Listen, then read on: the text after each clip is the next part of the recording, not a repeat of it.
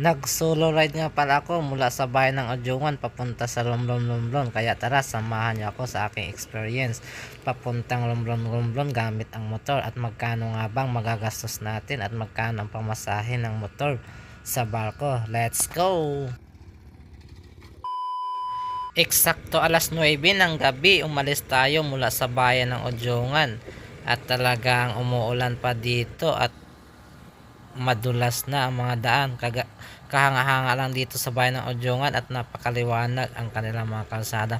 Of course, nagpagasolina muna tayo ng 100 dito sa fuel saver para safe na makarating tayo. Andito na tayo sa may Puktoy sa papuntang Batiano at napakaliwanag din ang mga street lights dito mga amigo. Makalipas ang 20 minutes at narating na natin ang bayan ng San Andres at talagang maambon pa rin dito mga amigo. At finally makalipas ang 47 minutes andito na tayo sa bayan ng Calatrava.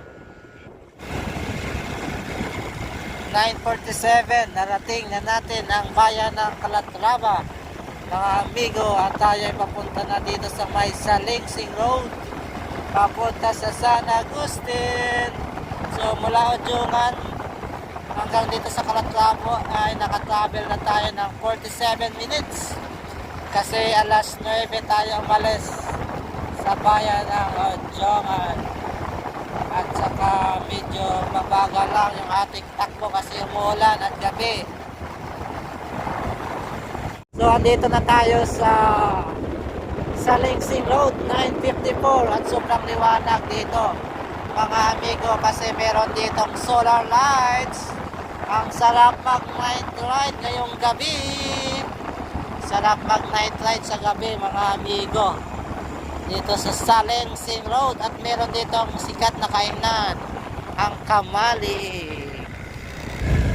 So ayun mga amigo, 10:15 ay dito na tayo sa San Agustin.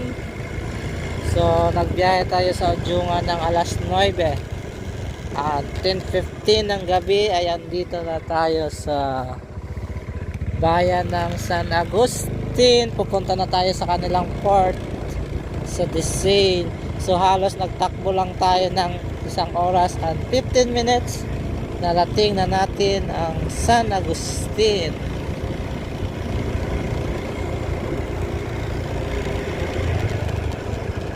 Bukas ay pupunta tayo ng Romblon. Yan, andito na tayo sa Desain.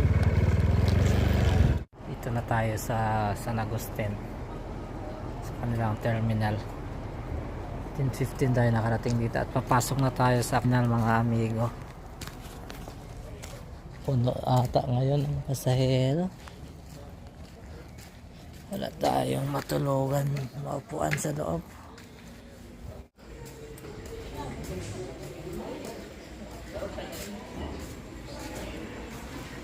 Meron para dito mga amigo na pwede nyo mabilhan ng mga baon o pasalubong.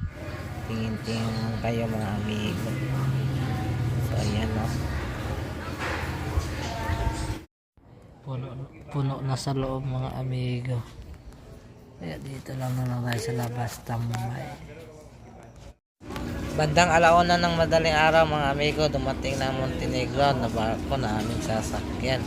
Bumababa ng mga pasahero nito galing Lucena.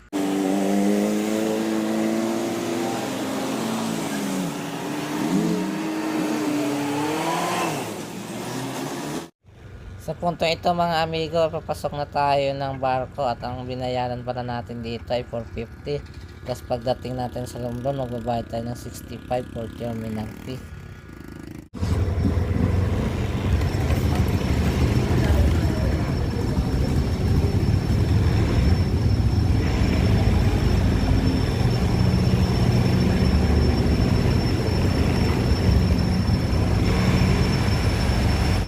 Sa punto ito mga amigo ay pakyat na tayo ng barko at ang all in all mga amigo ang ating nagastos papuntang Romblon 100 pesos para sa gasolina, 450 ang bayad sa motor kasama ng driver plus 65 pesos sa terminal fee.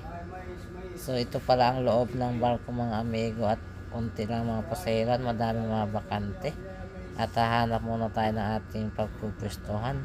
Ito pala ang view dito sa barko mga amigo kapag gabi. At tayo umakyat pala dito sa itaas mga amigo.